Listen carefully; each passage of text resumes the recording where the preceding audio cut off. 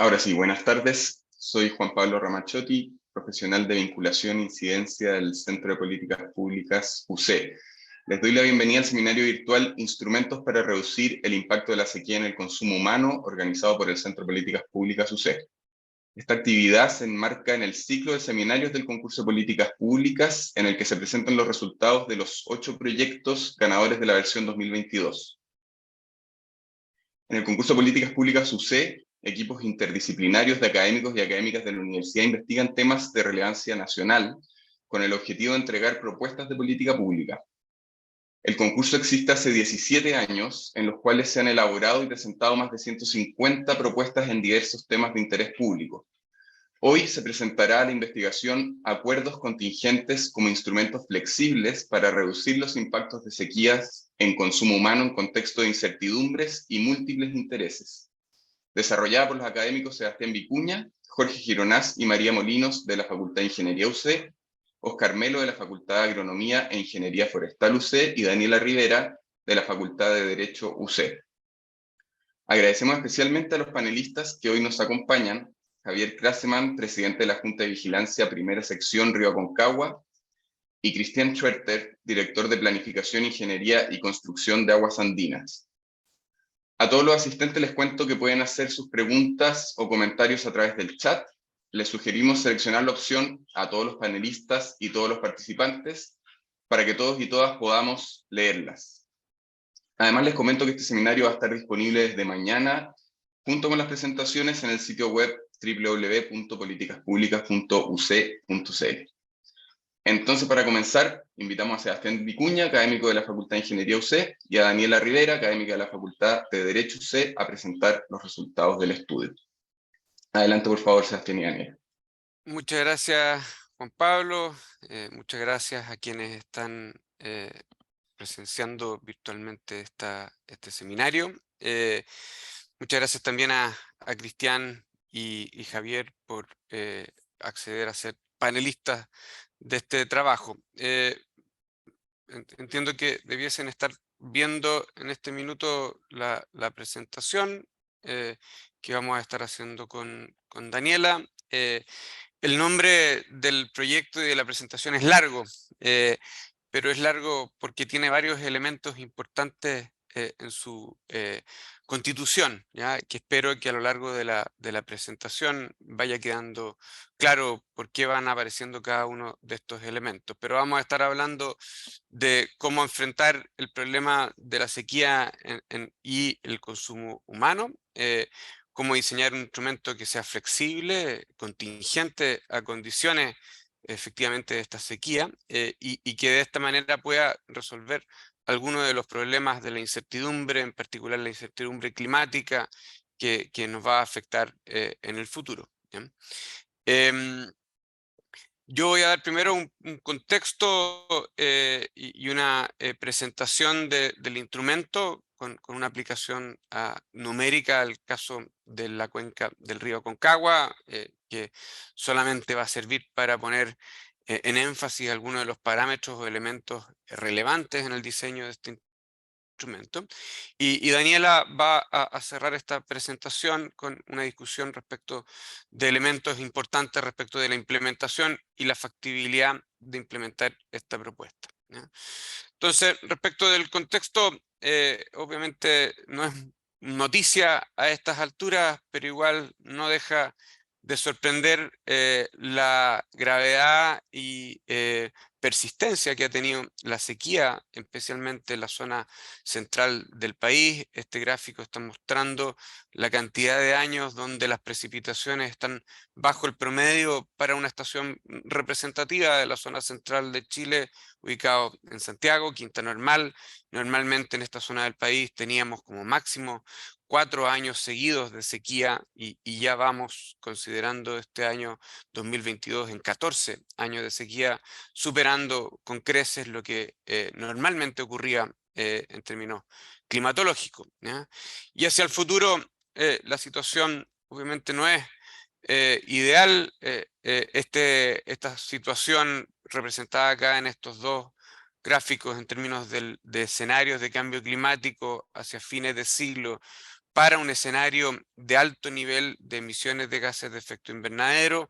Nos muestra, por una parte, que la condición de disminución de las precipitaciones va a persistir probablemente para una parte importante de la zona centro y centro-sur del país, lo que implica, por ejemplo, con lo que estoy mostrando en los mapas de la derecha, que lo que hoy día conocemos como un clima árido que podría estar circunscrito al centro de la región de Coquimbo de nuestro país, se mueve hacia el sur y llegando a cubrir buena parte de la región metropolitana, la cuenca del río Maipo, que hoy día se encuentra en lo que más bien podríamos definir principalmente como un clima semiárido, ¿ya?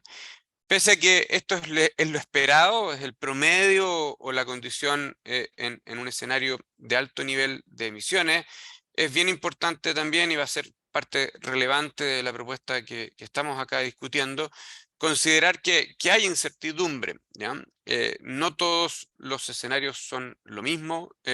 Aquí en esta serie de gráficos donde muestro arriba cambios esperados en precipitación y abajo cambios esperados en temperatura para distintos horizontes de tiempo. Cada uno de estos paneles es un horizonte de tiempo distinto, y además para distintos escenarios de emisión de gases de efecto invernadero. Podemos apreciar que el futuro no es único, hay distintos niveles de impacto del cambio climático. La gran mayoría de los escenarios nos muestran una reducción en las precipitaciones. Aquí está el cero, y vemos que gran parte de las cajas se encuentran por debajo de esa línea, pero las magnitudes no son necesariamente las mismas, y vamos a tener, por lo tanto, que lidiar hacia el futuro con bastante incertidumbre respecto de la magnitud final que va a tener este impacto, ¿ya? En ese contexto surge esta propuesta de instrumento de política pública que tiene como objetivo general, lo que hemos estado trabajando, es diseñar un instrumento que permita anticiparse a los impactos de la sequía con un foco particular en el consumo de agua humana, en un contexto de profundas incertidumbres y entendiendo que la gestión del agua involucra múltiples intereses, múltiples actores, ¿ya? La propuesta más en concreto que estamos haciendo es que dentro del programa de desarrollo que establecen las empresas sanitarias en coordinación con el ente regulador que determina cuáles son las inversiones que se deben hacer en el futuro para asegurar la continuidad en el servicio de agua potable. En ese contexto, en ese programa, lo que nosotros estamos proponiendo es que se incluyan preacuerdos de traspaso temporal de volúmenes de agua entre los proveedores de estos servicios sanitarios y otros usuarios organizados en las organizaciones usuarias de agua, ¿ya? Y estos preacuerdos debiesen considerar una compensación adecuada. Entonces, lo que nosotros proponemos es que de manera complementaria a las obras que se pueden estar incorporando en estos programas, se incluyan estos preacuerdos como una suerte de seguro contingente frente a la eventualidad de la ocurrencia de una sequía con una cierta magnitud, una cierta severidad. La racionalidad detrás de esta propuesta tiene varios elementos. Primero, muy importante, es que hay que de alguna manera dar cuenta de que hoy día tenemos legalmente, y que se ha estado también manifestando de esa manera a lo largo del tiempo, un uso prioritario del agua en términos del consumo humano, ¿ya? Lo segundo es que pese a que tenemos una buena idea de que el futuro probablemente sea más seco, una incertidumbre importante al respecto, que no la vamos a poder resolver, ¿ya? Lo tercero es que si pensamos en aumentar la seguridad hídrica, obviamente esto implica inversiones y costos crecientes sobre todo si no tenemos una capacidad de planificarlos o anticiparnos, ¿ya? Pero esto puede ser una carrera sin límites. Podemos tener, efectivamente, podremos aspirar a una seguridad hídrica completa, pero esto obviamente implica costos cada vez mayores que alguien tiene que pagar. Y por último, importante también dentro del diseño de esta política pública, es que reconocemos que algunos usuarios de agua potable y de riego que tienen tanto una disponibilidad a pagar por recibir agua adicional en ciertos contextos o a aceptar una compensación para traspasar volúmenes de agua de nuevo bajo el mismo contexto climático, ¿ya? Estos son los 4 elementos de base frente a los cuales diseñamos esta propuesta, ¿ya? La propuesta en términos práctico tiene una serie de etapas, ¿ya? Y elementos importantes que tienen que ser definidos para poder aplicar cada una de esas etapas, ¿ya? Lo primero es un acuerdo que debe activarse cuando ocurra una cierta condición. De ahí el adjetivo de contingente respecto del instrumento. Nosotros lo que estamos proponiendo es que se use la definición de la resolución de la DGA que define las características climáticas e hidrológicas frente a las cuales se realiza un decreto de escasez, con una pequeña modificación que en vez de que esto se evalúe cada 12 meses, se evalúe cada 6 meses para evaluar si es que efectivamente las condiciones se han mantenido o han modificado a lo largo del tiempo, ¿ya? Una vez que se activa este acuerdo, viene una segunda etapa donde se debe ejecutar el acuerdo, que significa en este caso una transferencia de agua desde el resto de los usuarios hacia el proveedor del servicio sanitario, y esto esencialmente se ejecuta aumentando la prioridad del uso del agua para, que tienen en términos de derechos estas empresas sanitarias, ¿ya? La tercera etapa tiene que ver con calcular el valor económico de este volumen que debe ser transferido, tiene que ver con principalmente el costo a no poder utilizar el agua. Estamos tratando de esta manera evitar un problema que vemos que podría significar extracción adicional de agua de bombeo, porque esto simplemente lo que va a generar son problemas que se van a ir transmitiendo aguas abajo en la cuenca, ¿ya? Cuarta etapa, se debe calcular cuál es el volumen que debe estar afecto a compensación, ¿ya? Siguiendo los dictámenes del Código de Agua, y esto lo va a revisar después con detalle Daniela, nosotros creemos que esta compensación debiese aplicar para usos que no sean usos domésticos de subsistencia, y proponemos una manera de poder estimar esto. Y finalmente se tiene que materializar la compensación a través de transferencias que pueden ejecutarse a nivel de tarifa, como cobros de sobreconsumo, de manera similar a los mecanismos que tenemos hoy día en ejecución, y la transferencia a los usuarios que no son obviamente la empresa sanitaria, se puede realizar a través de cuotas en la Junta de Vigilancia, donde las empresas sanitarias también participan, ¿ya? Nosotros hicimos una aplicación de este instrumento, tomamos algunas definiciones adicionales para poder representar lo que esto significaría para el caso del río Aconcagua. Para esto utilizamos el modelo que se ha desarrollado por parte de la Dirección General de Aguas para la construcción del Plan Estratégico de Gestión Hídrica de la cuenca, y como decía, tenemos algunas definiciones adicionales que incorporamos para poder hacer práctica esta aplicación, ¿ya? Primero, algunas definiciones respecto de cuáles son los índices de sequía que estamos utilizando. Utilizamos uno que tiene que ver con caudales y otro con precipitaciones, y definimos puntos dentro de la cuenca para poder realmente caracterizar la ocurrencia de la sequía, ¿ya? En la ejecución lo que hacemos es que durante 6 meses, que es el periodo de ejecución del preacuerdo, hay un aumento en la prioridad en el consumo humano. Por lo tanto, los derechos que posee la sanitaria cobran una mayor relevancia respecto de los derechos de otros usuarios, ¿ya? Con respecto al cálculo del valor económico, lo que hicimos fue considerar distintos posibles mix de cultivos a nivel de las comunas que estarían involucradas en la transferencia de agua y hemos querido evitar, como decía, incluir el costo del aumento de bombeo como una manera de representar esa compensación.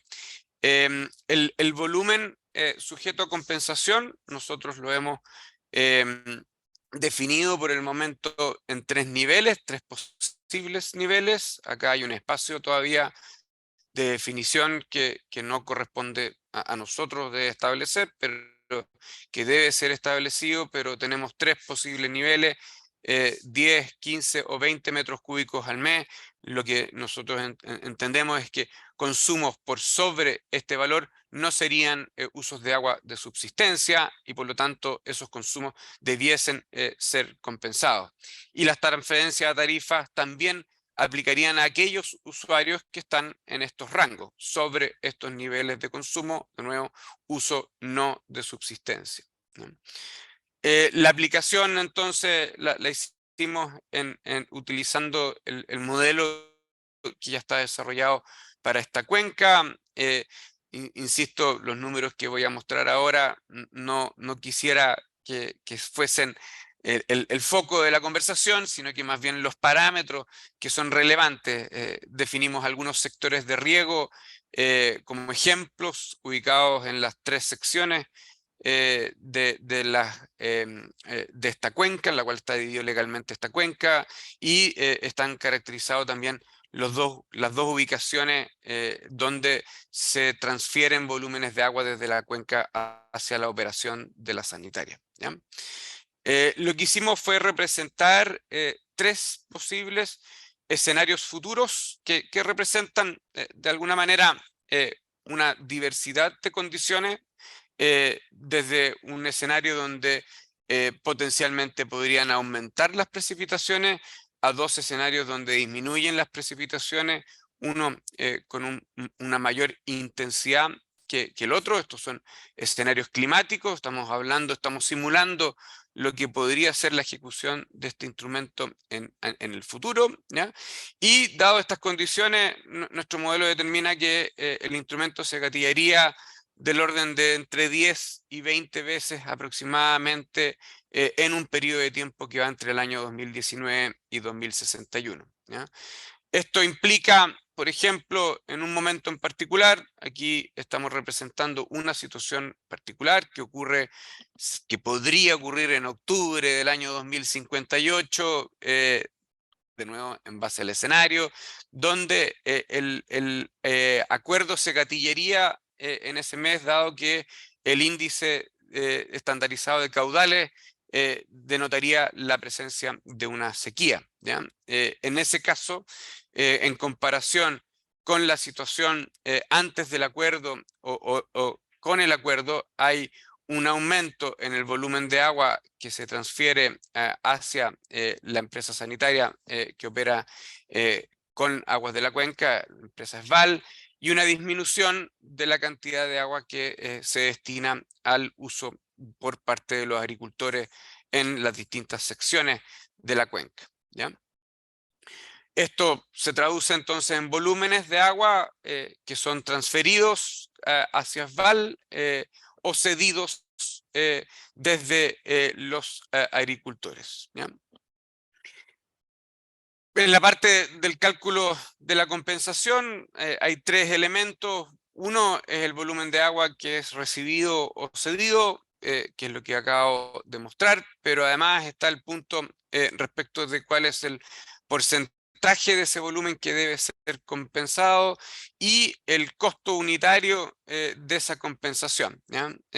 Respecto del volumen a ser compensado, lo que utilizamos fueron datos históricos de niveles de consumo en la zona del Gran Valparaíso. Son información que nos proveyó la Superintendencia de Servicios Sanitarios y que dependiendo del valor de corte va a definir distintos porcentajes de volúmenes a compensar, ¿ya? Si el valor de corte fueran 20 metros cúbicos al mes, tendríamos que más o menos la mitad del consumo de agua supera este corte. Quiere decir que el volumen agregado de consumo de aquellos usuarios que superan los 20 metros cúbicos al mes, más o menos corresponde al 50% del volumen total consumido. Si el umbral fuese más bajo, por ejemplo, 10 metros cúbicos al mes, los volúmenes a compensar son mayores. Es mayor el porcentaje de agua que no correspondería en ese caso a un consumo de agua de subsistencia, ¿ya? Finalmente, respecto de los valores a compensar, nosotros acá definimos, tampoco sin nosotros pretender tomar una decisión al respecto, distintos casos, dependiendo de la combinación de cultivos que dejan de ser regados, por lo tanto definiendo el costo de oportunidad de no poder utilizar esa agua, ¿ya? Traduciendo esto y mezclando ambos elementos, nos quedan estos niveles de montos a compensar en términos totales, dependiendo de nuevo del rango de compensación y del valor de compensación. Tenemos una diversidad de posibles valores que traducidos se pueden traducir a valores en términos de dólares por año cliente, entendiendo nuevamente que aquellos clientes que aparecen acá con un costo en términos de compensación tiene que ver con aquellos usuarios que no están realmente en el rango de la subsistencia, ¿ya? Con esto le doy el paso ahora a Daniela para que pueda dar un cierre y una discusión de esta propuesta. Gracias, Sebastián. Finalizando entonces esta presentación, vamos a revisar algunos aspectos que consideramos clave y cruciales y que ayudan a fundamentar la implementación y la factibilidad de esta propuesta. La siguiente, por favor, Sebastián. En ese sentido, se identifican tres grandes conjuntos o series de pilares normativos. En primer lugar, la consagración a partir de abril de este año del derecho humano al agua en el Código de Aguas, específicamente en su artículo 5º, y a partir de esta consagración no podemos nosotros concluir que solo desde esta época o de esta fecha existe este derecho humano al agua. Este es un derecho consustancial a la dignidad humana, y lo que ha cambiado a nivel normativo es que desde la fecha mencionada está consagrado a nivel legal en nuestro país, pero ya sabemos que desde tiempos más antiguos estaba ya consagrado en varios instrumentos internacionales que también resultaban obligatorios y vinculantes para Chile. En ese sentido, y vinculado a la consagración de este derecho humano al agua, que de todos modos tenemos que tener muy presente que tiene un contenido limitado, pues el foco del derecho humano al agua es el uso personal y doméstico por parte de las personas, nuestro Código de Aguas ha avanzado también en el establecimiento de una priorización del consumo humano, el uso doméstico de subsistencia y el saneamiento, todo lo cual se engloba dentro de la función de subsistencia. Entonces se dice explícitamente que en todo el sistema que es regulado por el Código de Aguas siempre va a ser prioritario esta función, o va a ser prioritaria esta función de subsistencia. Y esto tiene aplicación en varios momentos, en varios instantes, en varios procesos que son regulados por este texto normativo, y uno de los principales ámbitos de aplicación de esta priorización y que se vincula muy cercanamente con esta propuesta es el escenario que se gatilla a partir de un evento de severa sequía que puede ocasionar la declaración de una zona de escasez en virtud de lo establecido en el artículo 314 del Código de Aguas. Cuando esa situación ocurre, cuando estamos frente a esta declaración, surge inmediatamente un estatuto especial, distinto al que rige en condiciones de mayor normalidad hídrica, y entonces la Dirección General de Aguas, las organizaciones de usuarios de aguas y los propios titulares de derechos de aprovechamiento de aguas tienen una serie de potestades, atribuciones, responsabilidades, obligaciones respectivamente, para poder aminorar o reducir al mínimo los impactos de esta sequía.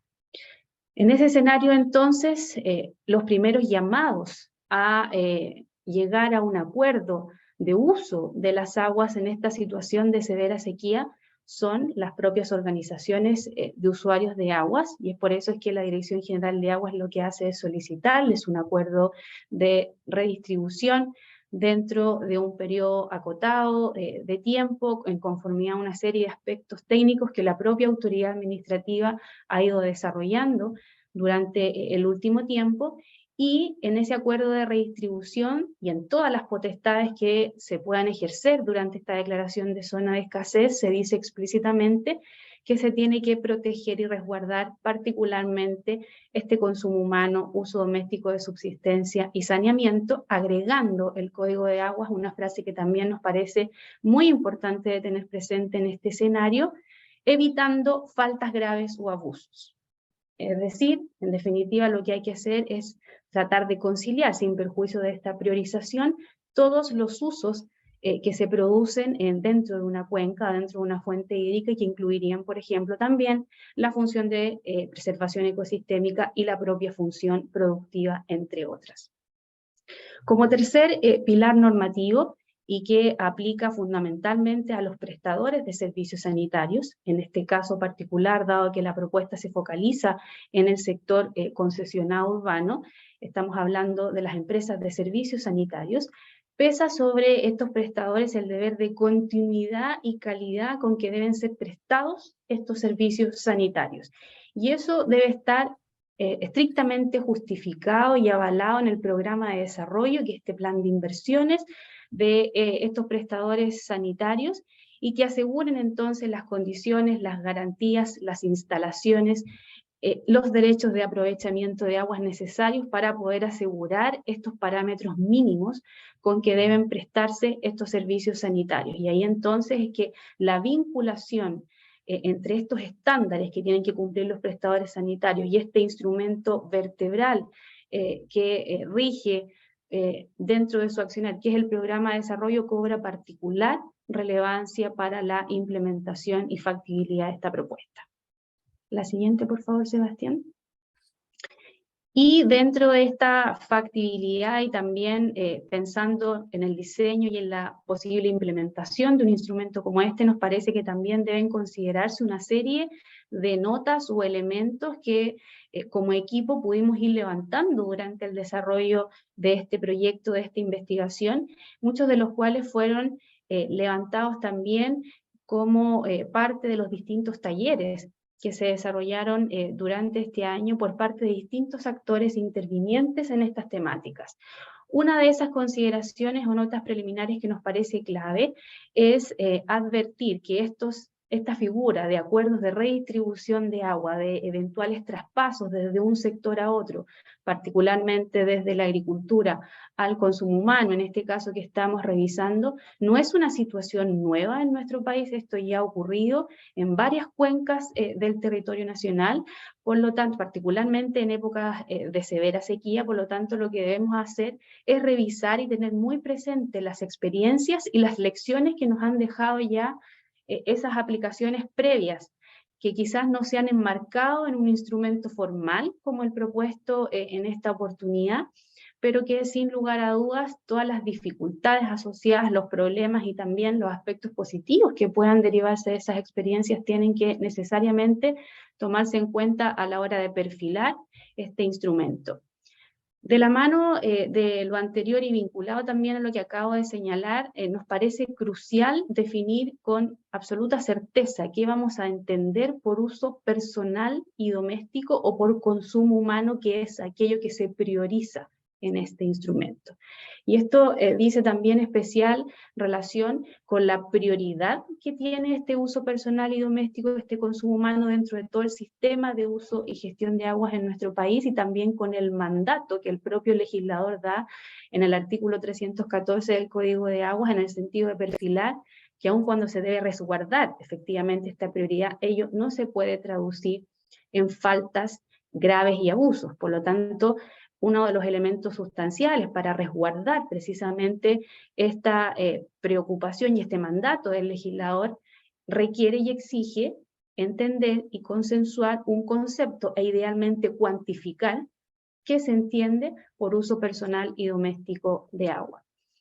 Como tercera consideración, nos parece también fundamental que debemos avanzar en la definición de una serie de aspectos que son necesarios para la factibilidad y la aplicación de este instrumento, tanto a nivel de aguas superficiales como subterráneas. Y particularmente hacemos aquí la nota respecto a lo que sucede o a la situación de las aguas subterráneas, pues en la mayoría de las experiencias anteriores en que una figura similar ha sido aplicada en algunas cuencas, se ha focalizado fundamentalmente en lo relativo a las aguas superficiales, por lo tanto no hay tanta claridad respecto a cómo proceder respecto a las aguas subterráneas, las cuales sabemos tienen un régimen con mayores dificultades asociadas a su propia realidad física.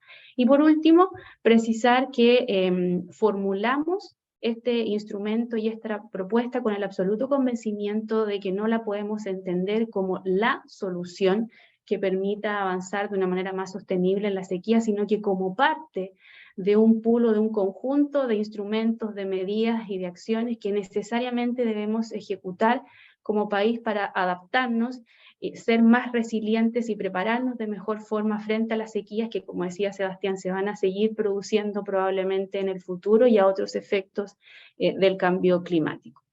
Y simplemente en la última lámina, Sebastián, se visualizan algunas de estas otras medidas dentro de las cuales se debiera engarzar y con las cuales se debiera complementar esta propuesta, todas las cuales tienen un enfoque tanto en oferta como en demanda de agua, todo lo cual nos parece debe ser revisado desde una óptica integral e idealmente también dentro de un escenario de planificación hídrica tanto a nivel nacional como a nivel de cuencas. Eso, muchísimas gracias y quedamos muy atentos a los comentarios de los panelistas y también las preguntas y comentarios de quienes están siguiendo esta presentación. Muchas gracias, Daniel y Sebastián, por la presentación. Ahora vamos a dar inicio al panel de comentarios. Les cuento que los invitados tuvieron acceso al informe final del estudio con anticipación. Ahora van a tener entre 8 y 10 minutos cada uno para poder exponer sus comentarios sobre los resultados y propuestas del equipo académico. Les recuerdo que pueden hacer sus preguntas a través del chat y las podemos después ir revisando junto con el panel. Vamos a comenzar con Javier Kraseman. Él es ingeniero comercial de la Universidad Diego Portales, es especialista en agricultura y preside la Junta de Vigilancia Primera Sección Río Aconcagua. Adelante, Javier, por favor. Muchas gracias, Juan Pablo. Más que especialista en agricultura, te diría yo que en repartir agua, tratar de repartir agua en proporción. Mira, la verdad que he estado medio loco, ha estado muy agitada la agenda, me ha costado hacerme el tiempo para analizar en profundidad toda la cantidad de información que se entregó en estas breves páginas de 22. Tiene hartos contenidos, así que voy a tratar de dividir un poco los comentarios en dos aspectos. Yo creo que hay una parte que es del modelo, que es bastante mecánica, por decirlo, pero yo creo que igual no se puede dejar fuera que esto tiene que estar inserto en una política pública con respecto a la gestión y lo que se busca en la mirada integrada de una cuenca, ¿ya? Porque si no al final los cuidados de sacristán matarán cura, ¿ya? Y es un poco lo que hemos vivido nosotros en la cuenca acá. Yo lo primero es que hay muchos elementos en este modelo, entrando en materia ya del modelo mismo, que fueron presentados por ESVAL a nosotros hace un tiempo atrás, ¿ya? Para discutirlo, y creo que lo que nosotros le planteamos a ESVAL, que sigue pendiente, es que lo primero es regularizar derechos y hacer las obras de captación, ¿ya? Si no podemos medir, no tenemos claridad legal de los derechos que ellos necesitan para abastecer a sus distintas plantas, la verdad que es bien poco lo que podemos hacer, no tenemos los cimientos para calcular compensaciones y un montón de otras cosas. Después el tema con respecto a la definición del consumo humano y la cuantificación, la verdad que yo le hice varios comentarios que los agregaron por ahí. Creo que hay un tema que en el caso específico de ESVAL hay que agregar lo que, aparte del desarrollo inmobiliario de la costa de segunda vivienda, es el aumento de consumo en el verano, es muy superior a lo que ocurre en Santiago por un efecto de la industria turística. Entonces también no hay que confundir ahí, hay otro elemento que hay que tratar de filtrar de alguna manera para sacarlo del derecho humano, específicamente de subsistencia, como lo entendemos nosotros por lo menos. Después, en cuanto a la información y la calidad de información, en base a las mediciones y pronósticos de la DGA, yo tengo mi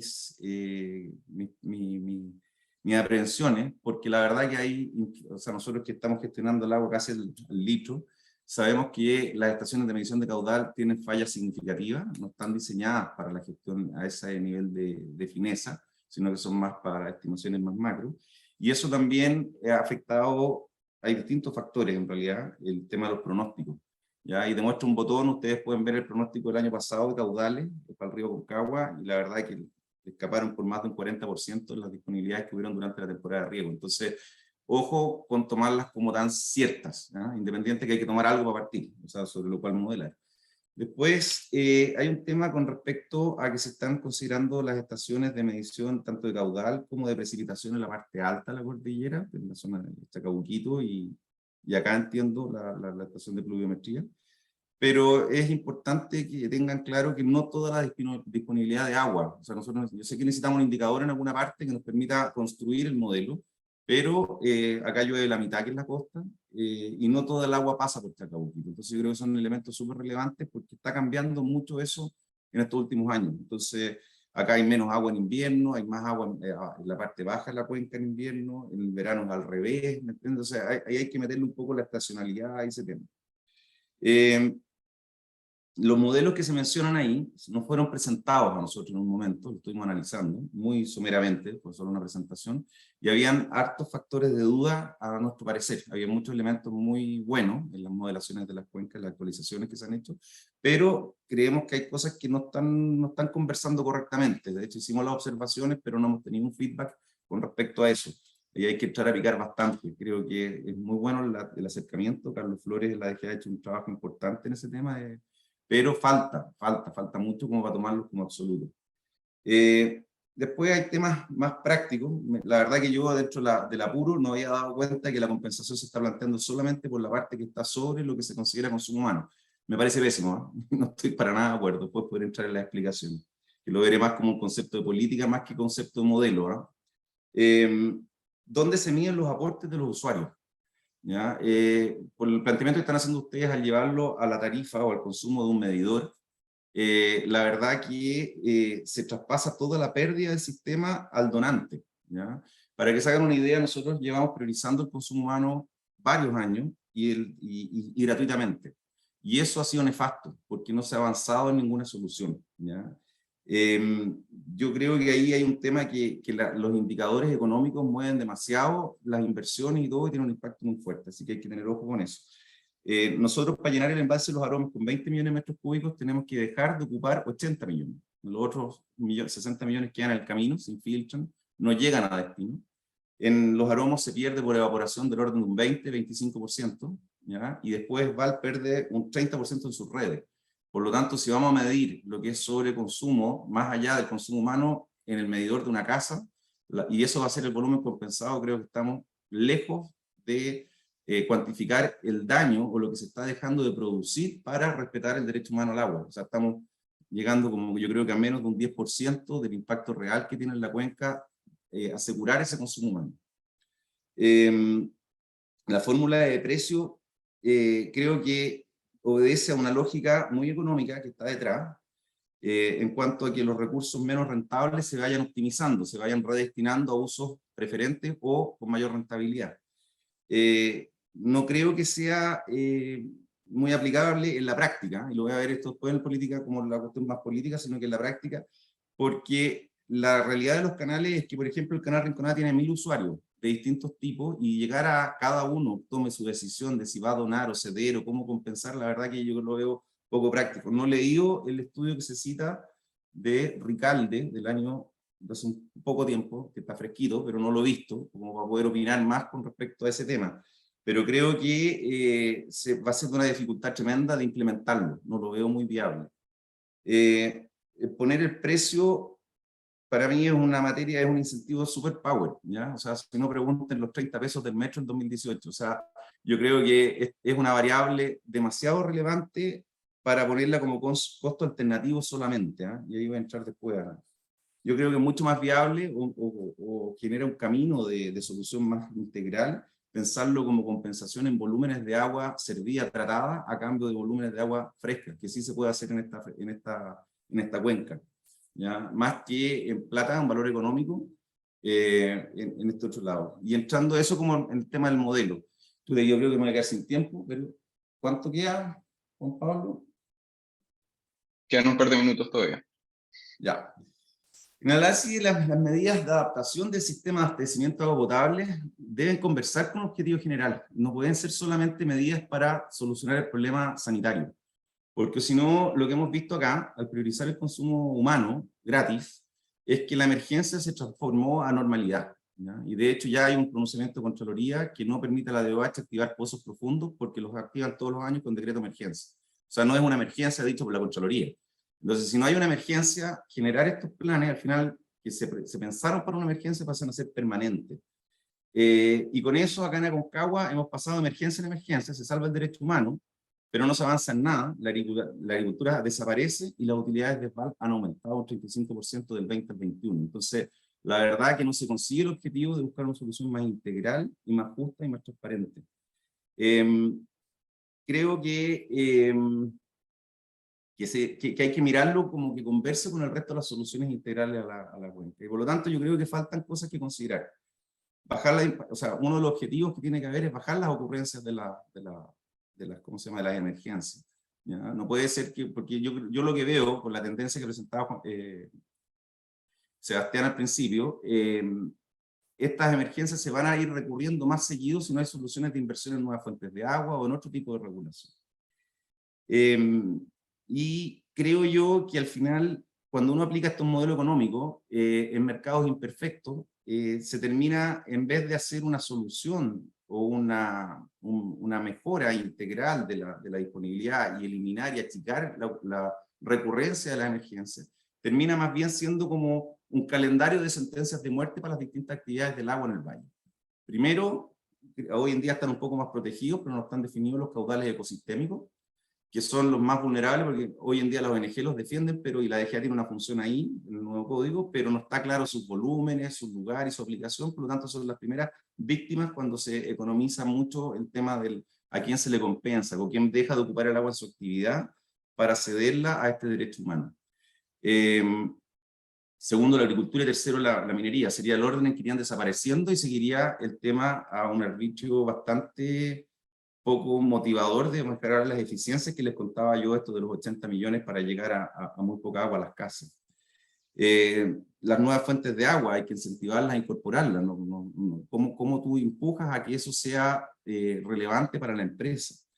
Yo veo que aquí veo muchos ingenieros, muchos abogados, veo, ¿cómo se llama?, agrónomos, el departamento, o sea, la agronomía, pero creo que aquí hay un factor demasiado economicista detrás que deja fuera la sustentabilidad del valle, ¿ya? Y aquí puede darse la degradación por este traspaso de agua, que lo vemos nosotros constantemente, que en el fondo no tiene una compensación por el total de eso, ¿no? Más encima, cuando uno ve estos mecanismos compensatorios que se midan cada 6 meses, cuando tú tienes un proyecto frutal que lo evalúas a 15, 20 años, la verdad que claro, tú puedes dejar de ocupar el agua hoy día, pero no quiere decir que si la tienes mañana vas a recuperar lo perdido. Así que yo creo que hay harta variable que a mí me preocupan estos modelos. Creo que es un buen acercamiento, pero creo que tiene que ir inserto en algo global y que empuje a hacer mayores inversiones estructurales que solucionen el problema. Porque si no, al final, el problema se traspasa hacia la agricultura y en particular a la agricultura familiar campesina, que es la que menos herramientas tiene de defensa. Y cada uno de los distintos actores o industrias más grandes, la minería va a trabajar con agua desalinizada, las sanitarias con este esquema en el fondo no tienen una presión para buscar una solución más sustentable, y el problema de buscar una solución es que haría solamente radicada en los temas ambientales y en la agricultura. Así que eso.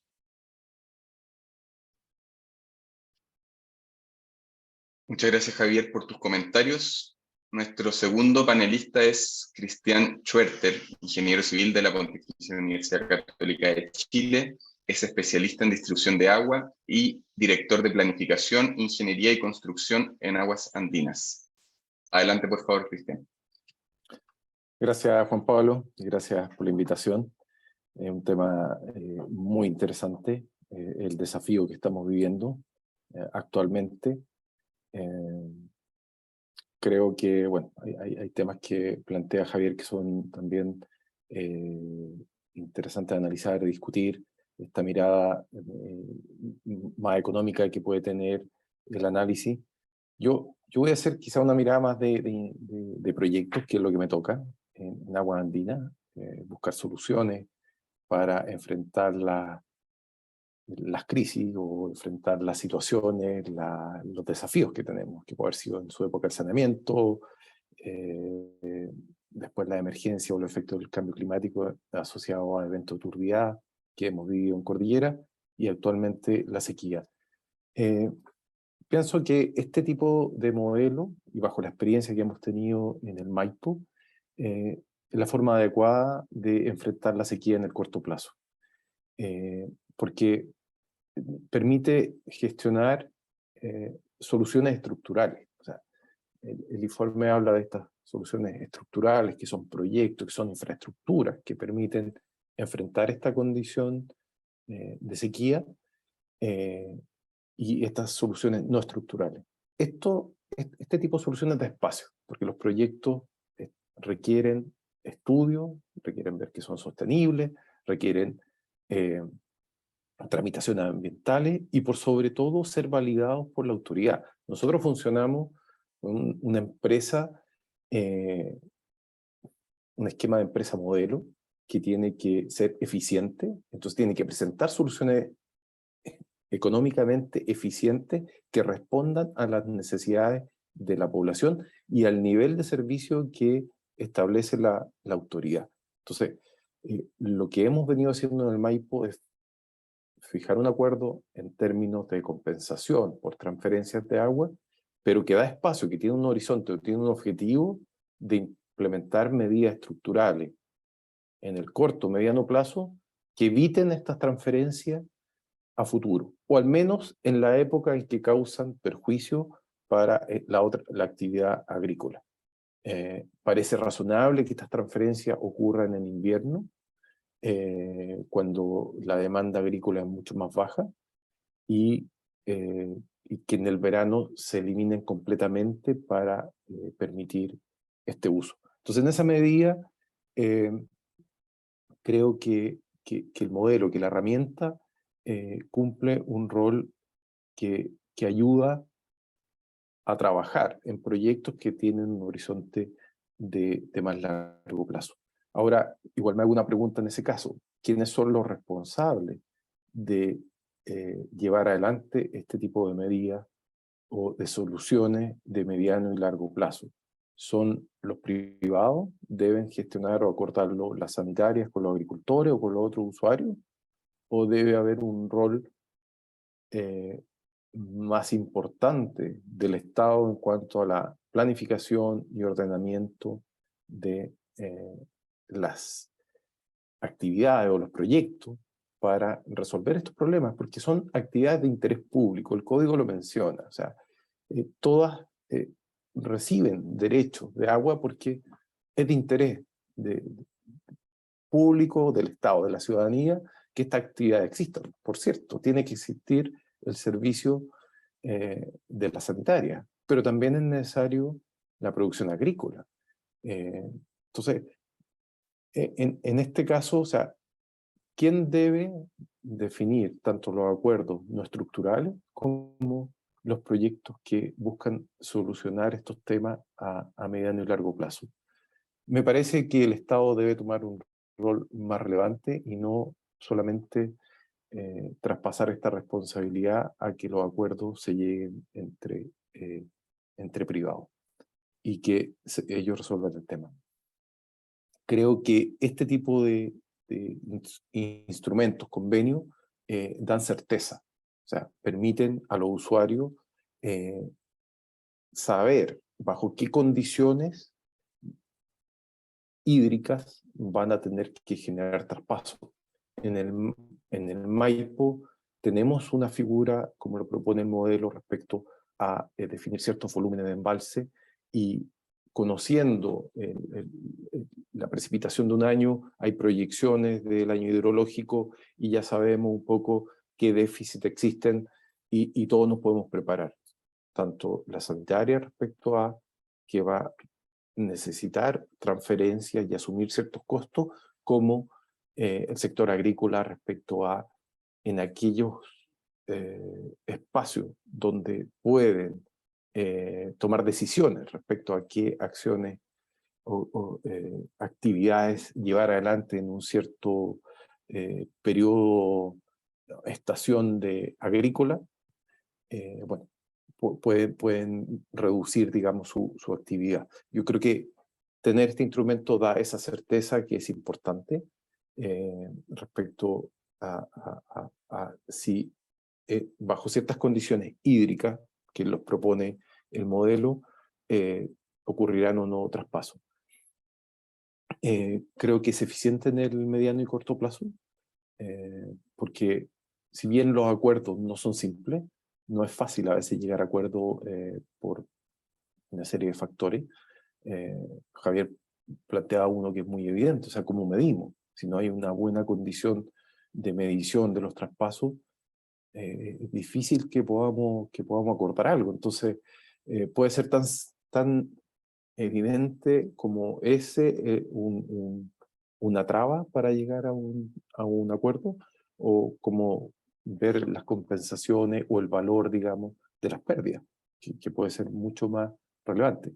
Pero creo que de todas formas sigue siendo una acción más rápida que llevar adelante un proyecto de aumento de producción subterránea, que en muchos casos no es factible, o de traspaso de agua, de trasvase de agua de una cuenca a otra, o de aguas abajo hacia aguas arriba.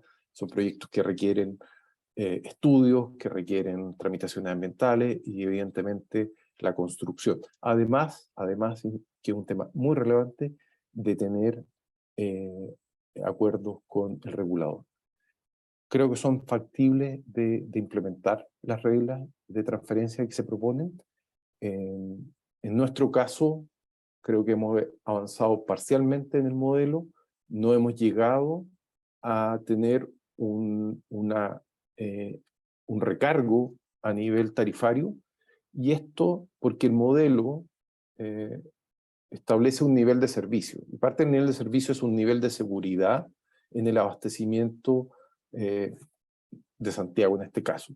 Y esos niveles de seguridad están asociados a condiciones de sequía o condiciones de evento en el río que puedan alterar, digamos, el normal suministro, abastecimiento.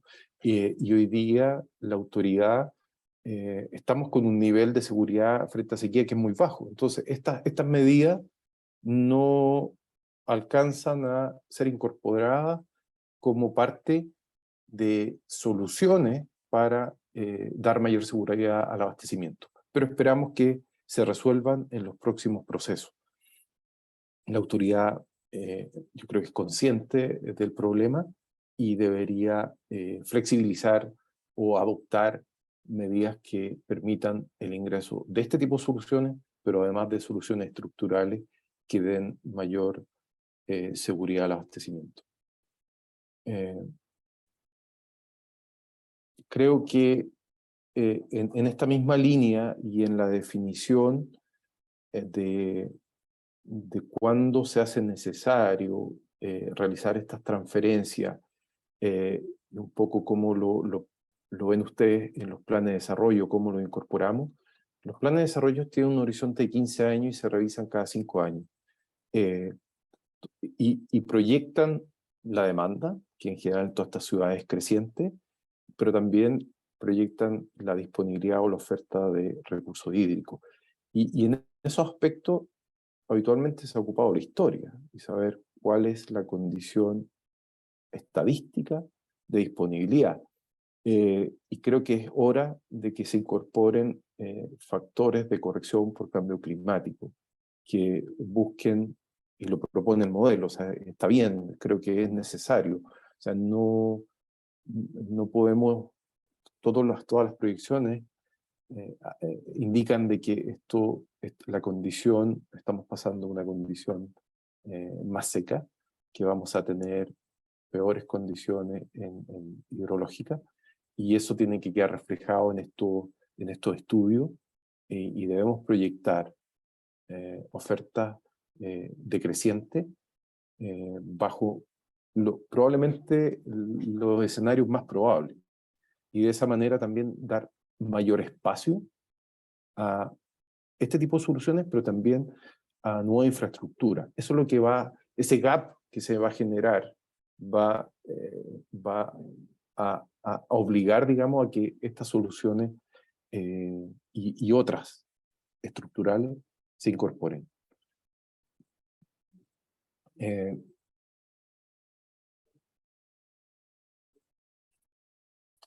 Creo que, bueno, también se propone, pero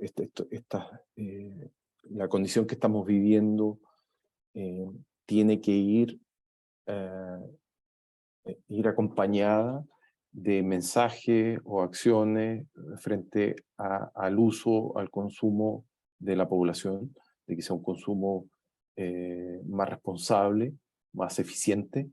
Tenemos que lograr, digamos, adaptarnos a esta nueva condición, cambiar nuestros usos habituales. Probablemente ya no podemos tener jardines, y eso es parte también de las acciones que debemos ir trabajando. En el modelo o el planteamiento, estas compensaciones o este recargo sobre el agua que excede un consumo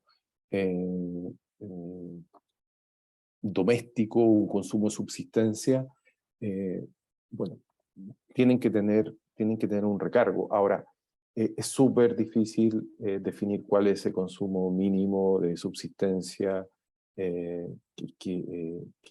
para la población. Nosotros no lo podríamos controlar, digamos. O sea, si, por ejemplo, existiera una transferencia de la primera sección exclusivamente en el Maipo para el consumo de subsistencia, tendríamos problemas de abastecimiento. O sea, las personas siguen lamentablemente con sus usos habituales. Entonces, ahí hay un conflicto en cuanto a cómo podemos bueno, implementar o definir este aspecto. Creo que bueno, tenía algún otro punto. Bueno, para ir cerrando, creo que como conclusión, bueno, lo he mencionado ya, pero el instrumento que se propone es una solución eficiente en el corto plazo, permite asegurar el abastecimiento humano, compensar los impactos en otro usuario, que es muy razonable, y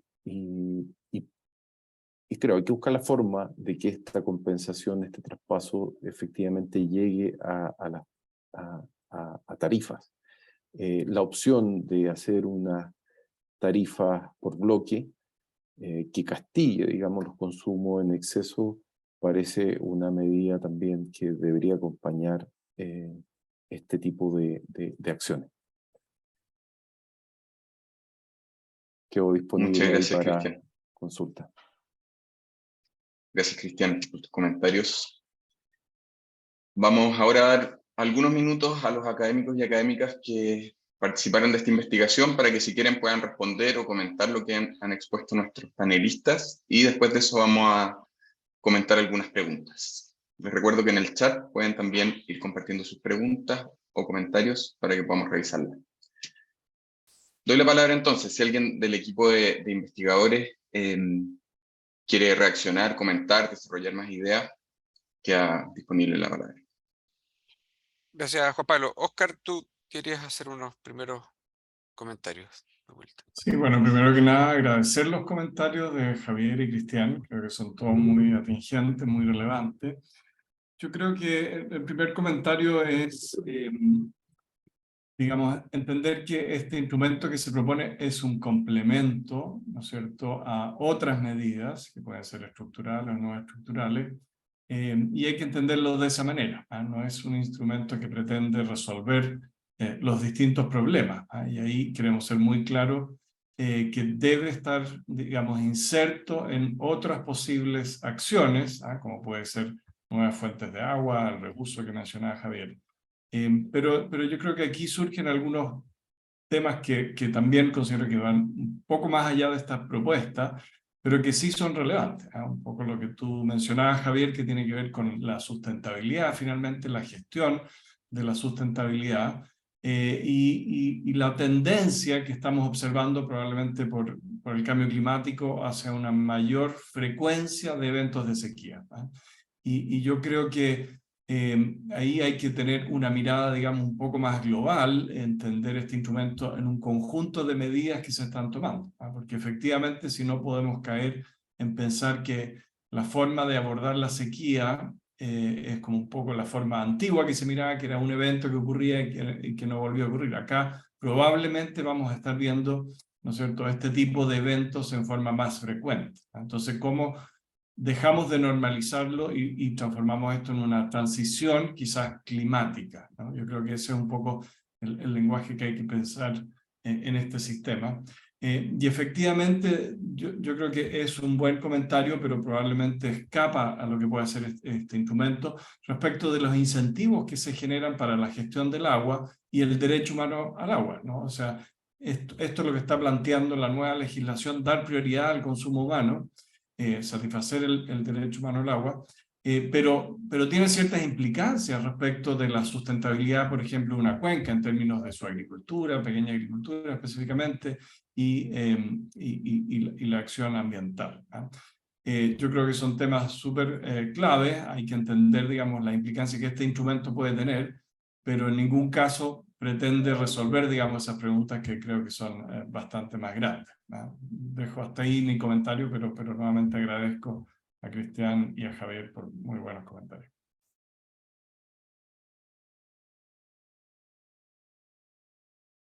Yo quizás, de nuevo, insistiendo en el mismo punto, pero para que ojalá quede súper claro en el fondo, esto lo veo un poquito de manera similar al seguro que uno tiene del auto, en el fondo. Uno, de alguna manera, el seguro aplica para un evento especial y se tiene que justificar bien. En el fondo, si yo uso el auto de manera irresponsable y en algunos casos, de hecho, se verifica eso, no va a aplicar el seguro, ¿ya? Esto tiene que ser una situación contingente sobre una manera de resolver el problema de la sequía de manera estructural que reconozca ya que las condiciones climáticas han cambiado en una eterna emergencia. Tiene que ser claro la definición de cuándo es esa emergencia y tenemos que resolver de manera estructural las nuevas normalidades para que efectivamente las emergencias sean emergencias. Pero acá creo que estamos tratando de formalizar algo que está ocurriendo, de ponerle números, de ponerle una discusión técnica, objetiva, a algo que está ocurriendo y que probablemente en el futuro también pueda llegar a ocurrir porque por el tema que yo mencioné al principio. No, sabemos que el futuro, o creemos saber que el futuro va a ser más seco, pero puede ser más seco un 10% de reducción de precipitaciones, puede ser un 20%, pueden haber 3 años seguidos de sequía, pueden haber 10 años seguidos de sequía, y eso realmente no tenemos cómo manejarlo. Entonces, hay que tener algún mecanismo de resolver los problemas de corto plazo y ojalá bien concebido, bien claro respecto de cuál es ese monto que se debe compensar, cómo se debe implementar. Estoy de acuerdo, Javier, con los desafíos de la implementación, de cómo asegurar que los recursos lleguen finalmente a quienes están haciendo los sacrificios. No es fácil. Creo que estamos en dos cuencas donde podemos aspirar a ir adelante, llegándonos para allá, pero claramente tenemos hartos desafíos en gestión en general, ¿ya? Pero yo creo que el punto importante es, esta no es la solución para resolver los problemas de la sequía en el mundo humano, del consumo de agua en ciudades. Ojo, que no necesariamente también es solo subsistencia, pero creo que sí es una manera de transparentar lo que puede ser una solución no estructural de corto plazo, de contingencia, estilo lo que opera en un seguro, ¿ya?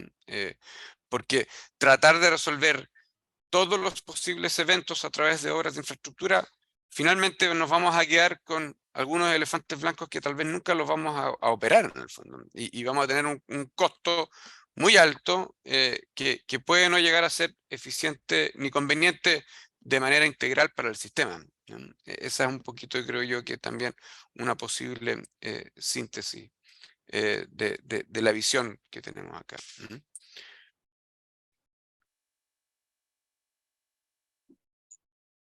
Gracias, Sebastián. Podemos seguir también compartiendo comentarios del panel, de los investigadores y las investigadoras. Están llegando algunas preguntas por el chat. La primera se refiere, de Carmen, a la aplicación del cese de tarifas, solo a consumos sobre los de subsistencia requieren cambios regulatorios. Hay otra pregunta que tiene que ver con el impacto en los usuarios, de Gabriel, que dice, ¿por qué es el cliente el que debe financiar la sequía cuando la empresa es la responsable de dar el servicio? Incluso en la tarifa se cuenta con una tasa de riesgo que pagamos todos los meses. Hay un par de preguntas más, pero si quieren podemos partir comentando estas, o si tienen algún otro comentario respecto de lo que hemos comentado hasta ahora. El cambio, sí, yo respondo respecto a las tarifas. Se requieren cambios, se requieren algún nuevo reglamento para incorporar tarifas diferenciadas respecto a los niveles de consumo. Podría ser asimilable a los consumos en bloque. Esto es algo que la autoridad está revisando, pero bueno, sí, requiere algunos cambios, no es sencillo, podría tomar tiempo. Y respecto a la segunda pregunta, es importante entender que nuestro modelo de servicio sanitario busca el autofinanciamiento de las empresas. O sea, en el fondo, la tarifa paga las inversiones y los costos. Entonces, podemos definir un cierto nivel de servicio. Y bueno, como dice Sebastián, también puedo tomar el ejemplo del seguro. O sea, ¿queremos un seguro para sequía? Si no lo queremos, no se incluye en la tarifa, no se paga, pero no se hacen obras para buscar eso. Pero es evidente que, y lo tenemos claro, que la población requiere, o sea, no aceptaría un no abastecimiento, digamos, una no seguridad de abastecimiento, o sea, no sería impensable. Entonces, en esa medida se requiere tomar acciones, se requieren ejecutar obras. Nosotros lo estamos haciendo, hoy día no están incorporadas en tarifa, pero en nuestro modelo esas acciones y esas obras sí deberían estar incorporadas en tarifa, porque si no, en el fondo, esto termina un poco perdiéndose el objetivo y no es sustentable en el tiempo. Gracias, Cristian. Javier tiene la mano levantada. Sí, era un comentario con respecto a lo que señalaba Sebastián. El concepto del seguro es tremendamente injusto para el que no tiene acceso al seguro, o no tiene ni una posibilidad de acceder al seguro, y genera que el que tiene el seguro se va para la casa, y se desentiende el problema, que es un poco lo que pasa normalmente acá. Yo creo que acá hay una experiencia de varios años, en el cual, sin estar en la ley, se ha privilegiado al consumo humano, se le ha salvado el pellejo a Esval. Hemos estado a días de que tenga que entrar al racionamiento del agua del Gran Valparaíso y hemos salvado la situación. Pero ocurre ese evento y después no hay disposición a seguir trabajando más en una cosa estructural, ¿ya? Nosotros tuvimos grandes conflictos con Andina, por ejemplo, con Codelco, tuvimos un juicio grande que terminaron en el año 2018 en un acuerdo, bastante positivo el acuerdo por lo general, pero hoy en día viven también, si bien están regulados, están con las restricciones de todo el mundo, solucionaron sus problemas dentro de sus capacidades y se desentendieron de la vida en comunidad. Yo creo que uno de los problemas que está generando tanta inestabilidad en este país para muchos proyectos, le genera desconfianza y un montón de cosas. Entonces, siendo bien honesto, acá en Chile, las políticas en área agua han sido nefastas. O sea, acá en el Valle nosotros vemos como hace 100 años, en 1925, Alessandri manda hacer el estudio de un embalse de cabecera. Nunca se construyó, perdón, se empezó a construir en el año 70, no se terminó. Ya nunca se va a construir, así que para que lo saco a colación como una muestra más las políticas públicas. Pero en cambio sí se financiaron miles de hectáreas sobre cuota canal porque se consideraba que era muy beneficioso al país aumentar las zonas de riego.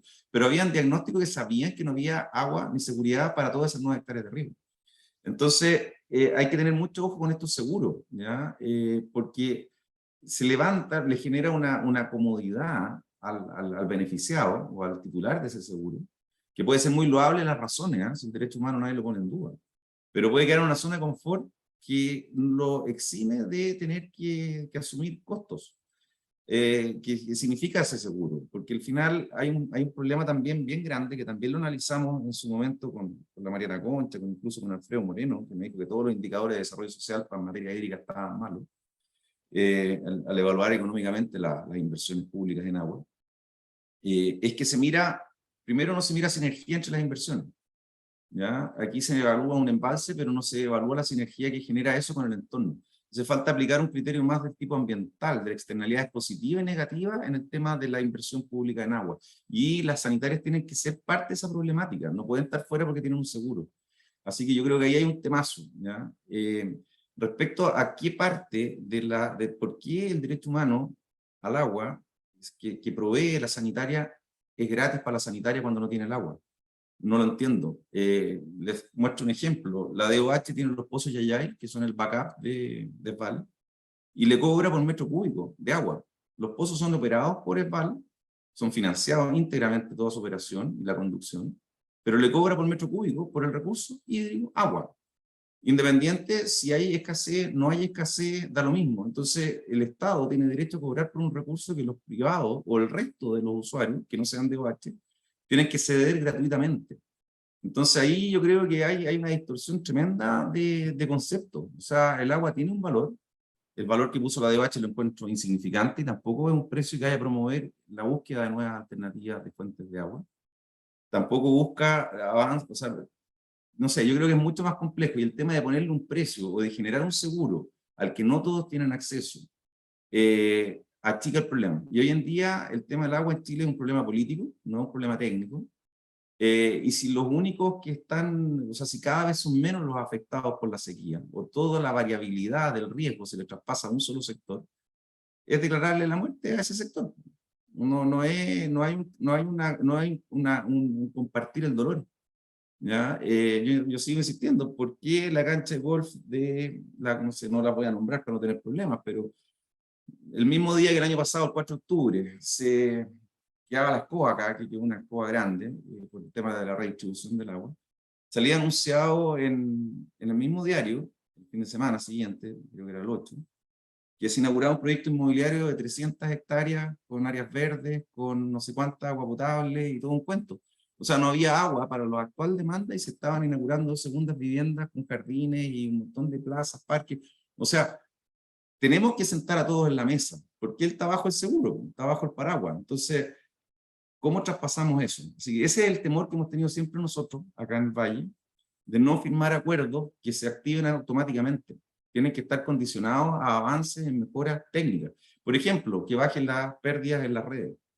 O sea, ¿cómo es posible que tienen primero que nada lo que se plantea es un traspaso gratuito de una parte del agua, si un 30% lo pierden en las redes? O sea, por contrato, por modelo, debiese ser el 15%. En la situación que estamos, debiese ser menos del 15%, y resulta que en la práctica es sobre el 30%. Tuvimos una reunión en Catemu esta semana, con el gobernador regional y con una pila de alcaldes, y el alcalde de Catemu, una zona muy golpeada por la sequía, de acuerdo al informe de la CIS, habla que el 48% del agua potable se pierde en las mismas redes de Catemu. Entonces, tiene que estar condicionado, si hay un seguro, a inversiones, a mejora, a eficiencia. No puede ser solamente tengo seguro y me desentiendo, no sé. Yo creo que hay que mirarlo más amplio.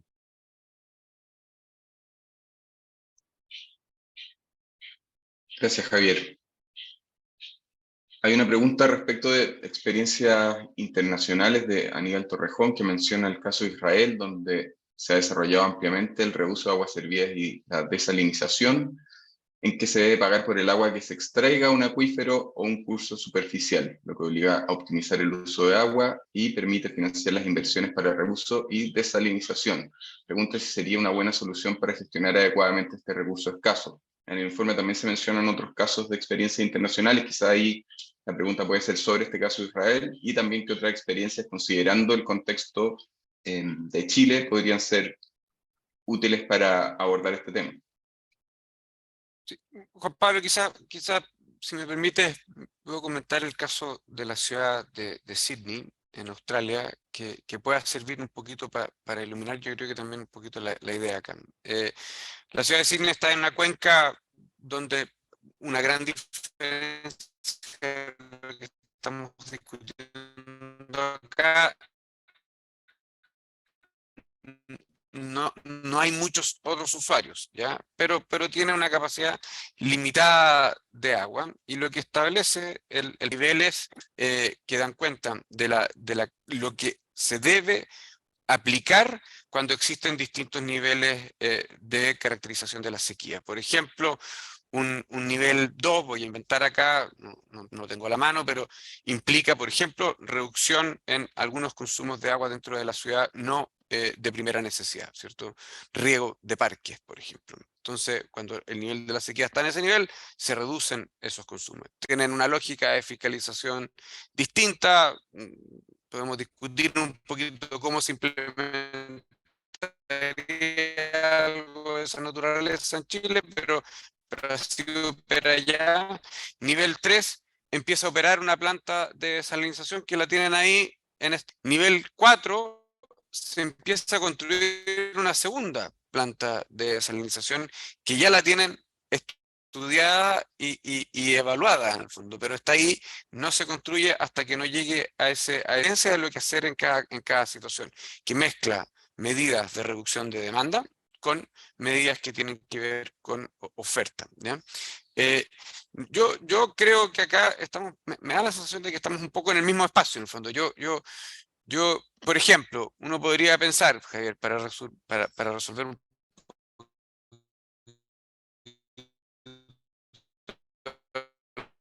las inquietudes, que quizás incluso la definición del seguro, medidas que ocurran y el seguro es contingente a eso, ¿ya? También, ojo, que a quienes tienen seguro no les sale completamente gratis esto. Hay una prima, hay un costo respecto del seguro. Volviendo a la lógica del seguro, no todas las personas compran el seguro del auto como si nada. Al fondo hay gente que no está dispuesta, no está dispuesta a pagar la prima, ¿ya? Para que entendamos que esto no es gratis, ¿ah? Obviamente nos gustaría también que existieran las señales correctas para que los costos se transmitieran de manera correcta. Yo estoy de acuerdo en que en una situación de sequía no parece razonable de que algunos tengan que hacer ciertos ajustes y en otros lados vivan la vida de manera normal. Yo he comentado en otros lugares que me parece que es muy raro que no hayamos entrado en una discusión seria respecto de racionamiento en, por ejemplo, la ciudad de Santiago, con 14 años de sequía, en el fondo, arrastrándose. Entonces, y yo me imagino que lo mismo puede estar ocurriendo o debiese estar ocurriendo en Valparaíso. Todas las ciudades del mundo desarrollado entran en una lógica de discusión de racionamiento cuando entran en sequía de menor gravedad que la que tenemos nosotros, en el fondo. Entonces, hay que mirarlo esto de manera integral, hay que mirar además el tema de la gestión de cuencas, como se mencionó en un punto. Creo que los espacios de discusión dentro de la Junta de Vigilancia, que además, ojo, son limitados a sus espacios, pero son un buen espacio de discusión entre distintos actores, es una buena muestra de cómo se debe llevar a cabo esa conversación, ¿no? Pero de nuevo, acá quizás enfatizar el punto. Nuestra propuesta acá es poco ambiciosa, ¿ya? Es para tratar de resolver un problema contingente una vez que se han definido las características de operación estructural a nivel estructural y de acción a nivel estructural, ¿ya? Es ese espacio pequeño, contingente, el que nosotros creemos que igual debe ser formalizado, porque si la incertidumbre existe y van a ocurrir esos espacios, mejor tenerlos claros, cómo operar, que dejarlo en el fondo al arbitrio de la discusión acalorada del momento en que ocurra ese evento. Ese es un poquito el espacio no tan ambicioso que nosotros queremos acá traer a colación.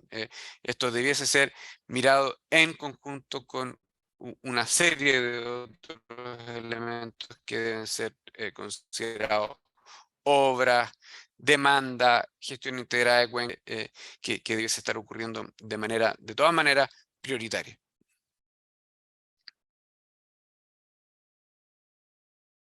Gracias, Sebastián. Si hay más comentarios, intervenciones que quiera hacer alguno de los panelistas, de los investigadores e investigadoras, es el momento. Podemos, Sí. si no, también... Sí, Javier.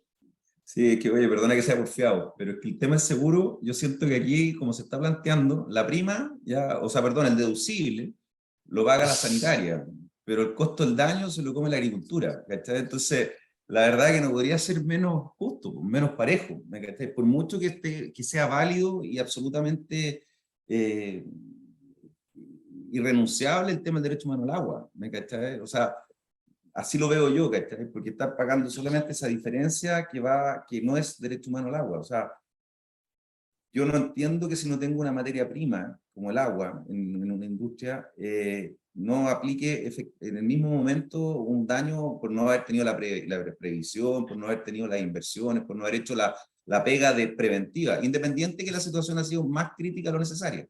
¿Ya? Que también es válido, ¿eh? Porque el escenario que mostrabas tú es una cosa que no se ha visto, entonces igual hubiera quedado fuera de análisis preventivo, o sea, yo creo que no hubiera sido, y además si se hubiera previsto esa inversión, se hubiera mirado como innecesaria o poco probable ser requerida hace 5 años atrás o 10 años atrás, ¿ya? Bajo esa misma lógica, pero al final como esa lógica se ha impuesto, al final ha pasado que cada vez es peor de lo que creemos y el costo se traspasa hacia la agricultura al final de cuentas. Y los ecosistemas, que esa cuestión no está medida, porque hoy en día están más protegidos, pero antes eran los que primero morían, o sea, se veían afectados. Sí, no, complementar, o sea, el punto, Javier, yo creo que la idea es transmitir el incentivo, ¿te fijas? Y a través del cobro, tú estás transmitiendo un incentivo para que esto no le salga gratuito a la sanitaria y al cliente al final, o sea, la sanitaria de alguna manera va a transmitir eso, una parte quizás, del incentivo al cliente.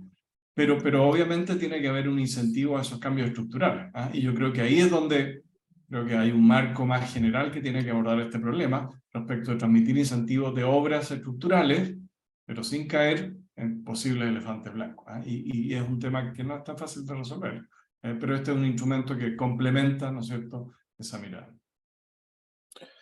Estoy de acuerdo, un poco el planteamiento es que esto es una medida transitoria que permite un poco tener ciertas certezas durante un tiempo. Quizás no todos van a estar en el mejor escenario, pero como lo vemos nosotros, entendemos que tenemos que transitar, y ese es parte del acuerdo que llegamos en el Maipo hacia una condición de independencia, en el sentido de que no, en el mediano plazo no van a existir transferencias para el consumo humano.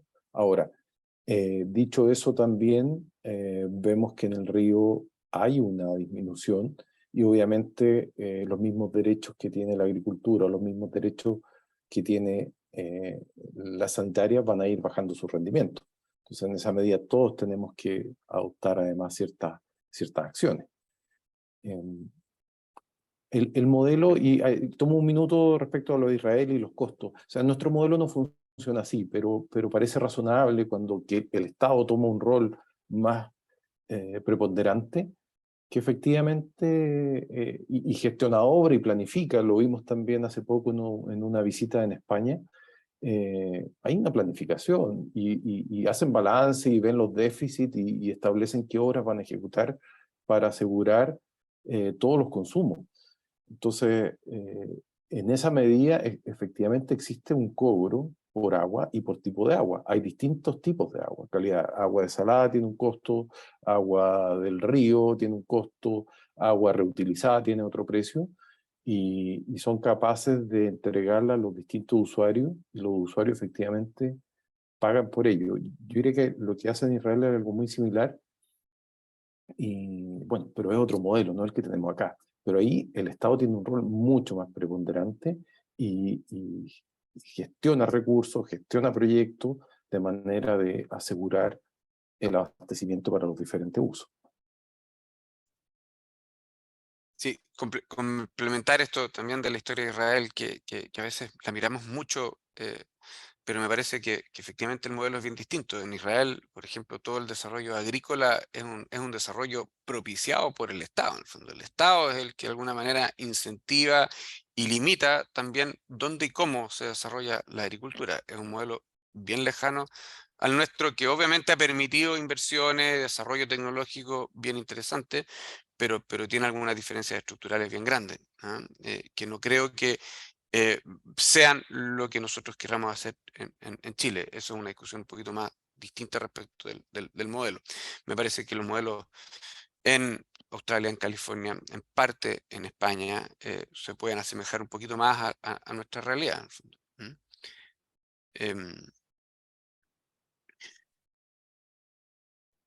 Javier. Gracias, Sebastián. Javier, un último Sí, comentario, ya vamos a ir cerrando. Hay un tema también que en cuanto a que se valoriza, en el fondo, independiente de la metodología de valorización del aporte de agua, también puede ser considerado no como como una inversión, o sea, como traspaso de inversiones comunitarias que ayuden a solucionar los problemas. No necesariamente a un pago, no sé si me explico.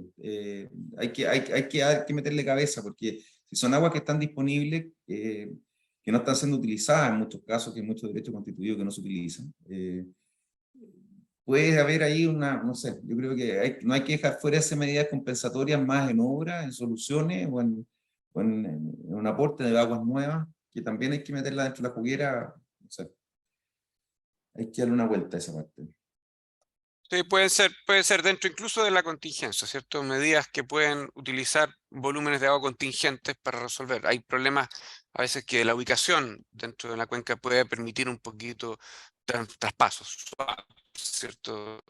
Y aquí la lógica de las cuencas es bien interesante porque tenemos situaciones distintas. Un caso donde la Concagua, la demanda la tienes al final de la cuenca, por lo tanto probablemente hay muchas más opciones de transferencia, versus otro donde la ciudad está en la parte alta de la cuenca y las transferencias posibles que tienes que hacer son quizás más bien hacia aguas abajo. Hay que evaluar, creo que ahí las cuencas tienen sus realidades distintas.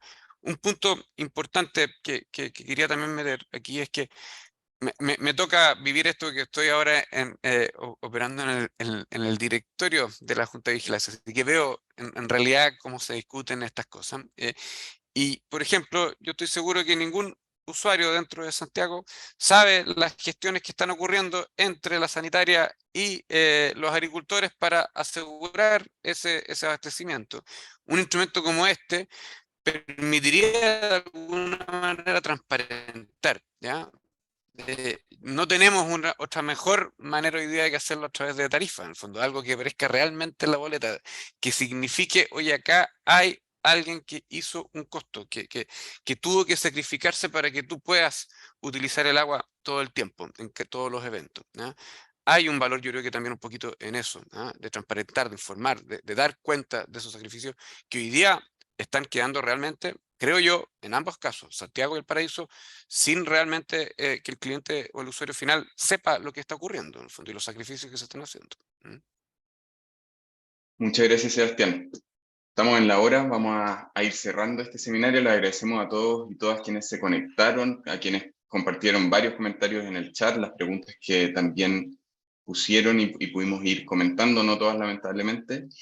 Agradecemos también a los panelistas, a Cristian y Javier, y al equipo de investigadores e investigadoras que han trabajado en este proyecto y en las propuestas. Les recordamos que este video y la presentación van a estar disponibles desde mañana en el sitio web del Centro de Políticas Públicas UC, en www.politicaspublicas.uc.cl, y que el artículo va a ser publicado en el libro Propuestas para Chile, que se va a lanzar en marzo del año 2023 y también va a estar disponible online. Muchas gracias a todos y todas y que tengan un muy buen día. Gracias. Hasta luego. Chao, chao. Muchas gracias. Muchas gracias. Chao, chao. Chao. Muchas gracias. Chao.